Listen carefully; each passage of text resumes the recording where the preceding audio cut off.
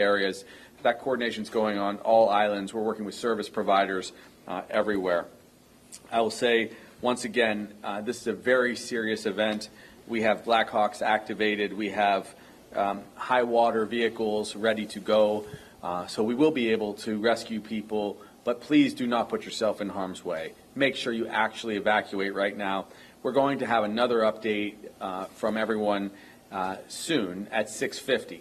You'll hear one more alarm. Remember, at 6:40, that's 30 minutes out from when the first wave is expected to hit Kauai, and that will be the last alarm you'll have. But we will give constant updates. I'm going to turn it over now to General Logan. Aloha and good evening. Thank you, Governor. So the Hawaii National Guard remains postured, as I described earlier.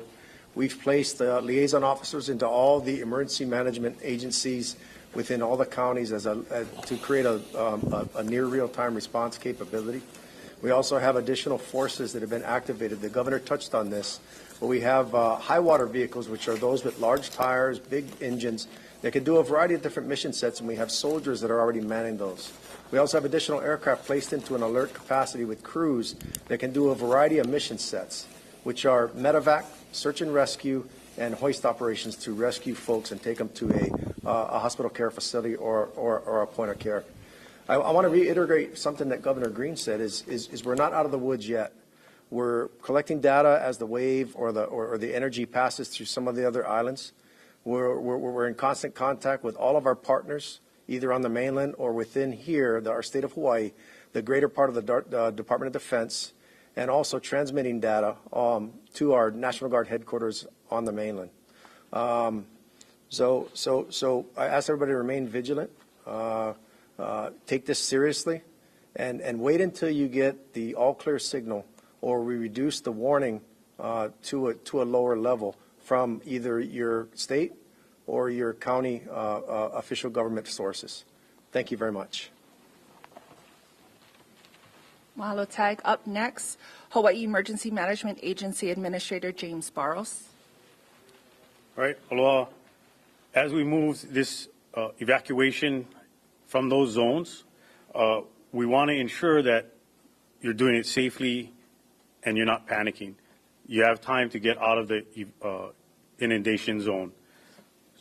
The counties are working their sheltering plan and opening up tsunami assembly areas. So work with your counties, go to your county websites and see what shelters are being opened. The state is posturing that if needed, we can provide additional support post-impact at the shelters. I have opened the line of communication with FEMA, so we're on several calls so far. FEMA's postured to support the state at this time. Thank you. Mahalo, Administrator Barros. Finally, we will bring up the Director of Business, Economic Development and Tourism, James Kunane Tokioka. Mahalo. Aloha. Thank you very much for this opportunity. I will give an update on the visitor industry and what we're doing to the visitors that are here in Hawaii and informing them. I've been in contact with Jerry Gibson from the Hawaii Hotel Alliance and Jeff Wagner. We leaned on them during the Maui wildfire to help us, so we're leaning on them now.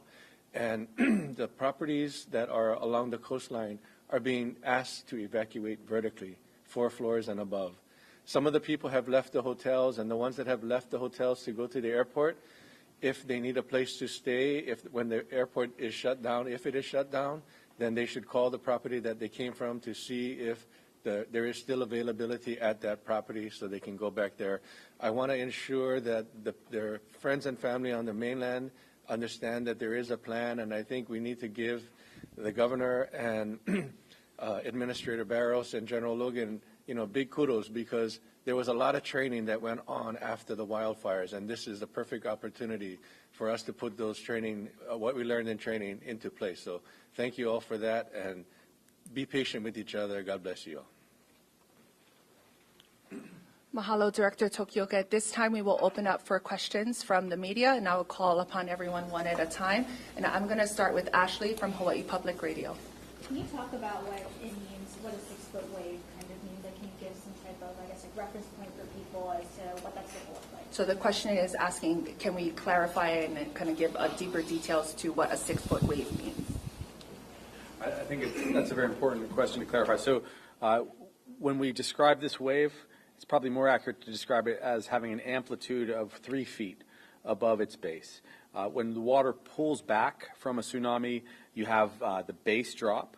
That becomes the trough of a wave to a peak, which is higher. That full distance from peak to trough is 6 feet. This would be 3-foot wave riding across the top of the surf. I wanted to remind people, this is not just like a wave comes off the shore, a 3-foot wave smacks down on the beach. This is a longitudinal wave with great force driving through the shoreline and into land. That's why we ask people to evacuate very far back. People asked if there was a generic way to describe how far you have to get away from the shoreline. To be absolutely safe, it's at least 4,000 feet. That's the better part, that's 4/5 of a mile, basically. That's why these inundation zones, which you can see on the map, which show red, are not just a few feet off of the shoreline. It is, again, not just a 3-foot wave. It is a forceful wall of water that will move across the shoreline and into the community if we ultimately get hit by this tsunami. We will get extra information as we go. It was described to us that it is impossible to predict until we get closer exactly how large the wave. It could be significantly larger than that, and it also could be smaller. We're aware of that. A little bit of history, just so people know real quickly. In 1946, before we had alarms, on tragically April Fool's Day in 1946, the tsunami hit Hilo. It was started by an earthquake that was 8.6. This one is larger. It took 4.5 hours to hit Hawaii. That year we lost 159 loved ones. It was the middle of the day. Another tsunami that came in 1960 that hit Hilo, also there, came from Chile. It was a 9.5 magnitude, which is an extraordinarily large earthquake. That was on May 22nd, 1960. Took out 500 homes. That caused a 35-foot wave. It happened at 1 a.m. in the morning, which is why we lost 61 loved ones that year. So we will not be out of the woods until we come past first the wave that strikes Kauai, and then we'll see where it inundates along the rest of the shoreline. Again, it will not just hit some parts of the island. It should probably spread around the islands. And so you can expect waves everywhere, provided that tsunami does hit as we expect. Andrew, Honolulu Star Advertiser. You answered a couple of questions I had already. What about electric utilities? At least Hawaiian Electric says they're coordinating with emergency management folks. Is there a plan for the power companies to preemptively shut off power sometime before the expected arrival time? So the question is around public utilities and whether or not there will be a shut-off, electricity. So we are in constant communication with HECO. Right now, the protocol is not for them to shut off, but we're in constant comms with them that if we see it impacting worse than what we anticipate, then we'll ask them to go into a shutdown. But we're having conversations with them. Also, as it was described to me, we can't expect the wave to hit poles, and usually poles will go down. We expect significant debris. If we end up having a 3-foot or larger tsunami come through communities, there are going to be significant amounts of debris that can damage these poles. They will be out in force immediately once they get the all clear. They will also have to wait for the all clear because we can't afford to lose anyone driving along the roads. And we also don't want to send the wrong message. Anyone could be confused by seeing, anyone other than General's team out there. You can expect everyone to stay off the road. But we will do search and rescue throughout. Lei'ui, KITV4. Andrew had my question about the electric grid. So my question is, what specific criteria moving forward, whether it be seismic activity, are you guys looking at to lower the threshold of the tsunami warning and going down? So it's a request to describe sort of the criteria for how we move down from a warning moving forward? Mike. First part, The first part will be the actual progression of the waves. So at 6:50, which is about 17 minutes from now, we'll resume our next meeting. We're probably getting data almost as we speak from Wake Island and then the French frigate shoals. That was expected in this moment. So they'll be giving us some extra wave data. But that first wave will hit around 7:10, and it could take as long as 30 minutes for the waves, is my understanding, to hit other parts of the islands. So we'll be able to give kind of constant updates about where the waves are. As you can imagine, there are going to be people out there communicating on social media. Again, please just stay home. Let the waves ride out, let the energy dissipate, and then we'll be able to give people a full accounting of when the time is to stand down. Again, I'll just reiterate, we're going to leave it to the science, and the folks that are at the Pacific Tsunami Warning Center are well-versed and well-experienced in all of these types of activities. They're gathering data, like the governor said, from some of the other land masses and the buoys and the deep ocean sensors, and we're going to rely on them to advise us. I don't anticipate it to be immediate as the waves first start hitting the parts of our state at 7-10 hours, so it may take several hours after that to see that amplification and see it dissipate. But rest assured that immediately upon learning that, we're going to put that information out through a variety of different media, to include the media that we have here today, so that people can try to get their lives and return to normalcy. Thank you. I'll go to Daryl Huff, Hawaii News Now. When you talk about a 3-foot wave, how does that compare to the ones that caused the great damage in Hilo? And also, how certain are you about that measurement? Can people look at it and rely on that when they look at, say, a tsunami map? Is there any reason for people to go beyond what the tsunami maps tell them about where they should evacuate? So lots packed into that question. So it's a question around describing that 3-foot wave, and the impact in comparison to past history, which I think the governor shared. Yes, thank you. Okay, so the comparative waves, the wave in 1960, when we had the giant earthquake off of Chile, was gigantic. It was a 35-foot wave. I mean, that was a total destruction wave. It came and wiped out houses completely. Right now, the first indication we had, the first small crest was actually just 30 centimeters, about 1 foot, and then that was followed ultimately by 6 feet from peak to trough, okay? So that 30 centimeters, I believe, was the peak to trough of initial. Now we had a 6 foot. We continue to get data. It can come in like several kind of waves of water. It usually goes in cycles of about 20 minutes is how they are seeing these this forceful water come through. This is not, we pray, going to be anywhere near like that tragic tsunami in 1960.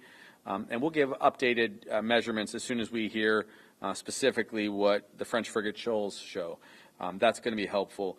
As we hear those data, we'll be able to push some of that out, perhaps on social media.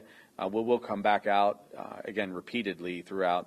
But soon we're going to see the wave. In about 3 minutes, everyone can expect the final siren, which is 6:40, and then we will hopefully see everyone out of harm's way, and we'll begin to tell you how the waves actually hit.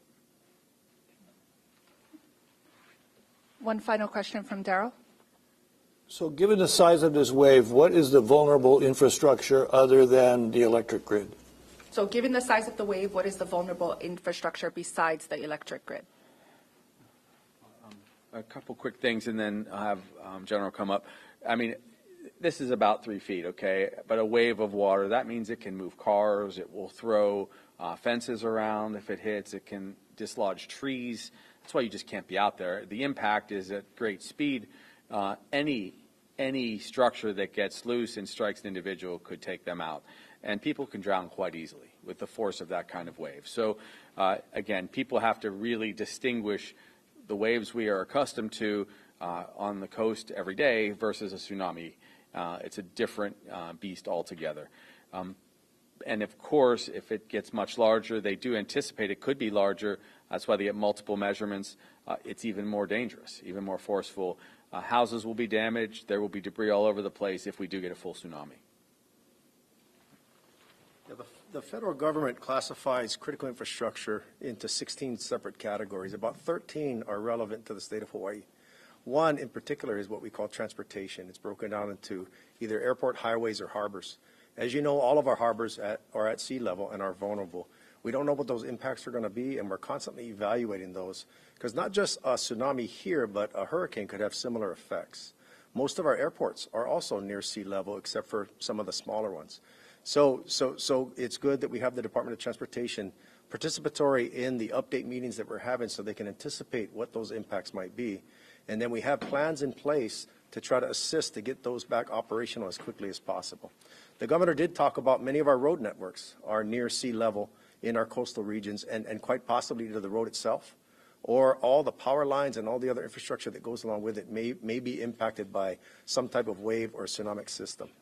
So we're careful about that. We don't have a compiled list together yet, but in just about every hazard that we have, it's incorporated into our all hazards plan, and we're either going to be directly able to help assist in its recovery, or call in additional assets as necessary. Expect in one moment the next alarm, so why don't we actually pause now, and we'll come back to you in short order. We should have more data, but if we don't come back to you, just please, everyone, be very safe, and we'll begin to report on the waves as we get direct observations. Kind of around, we still anticipate 30 minutes from now, around 7:10. Thank you for being safe.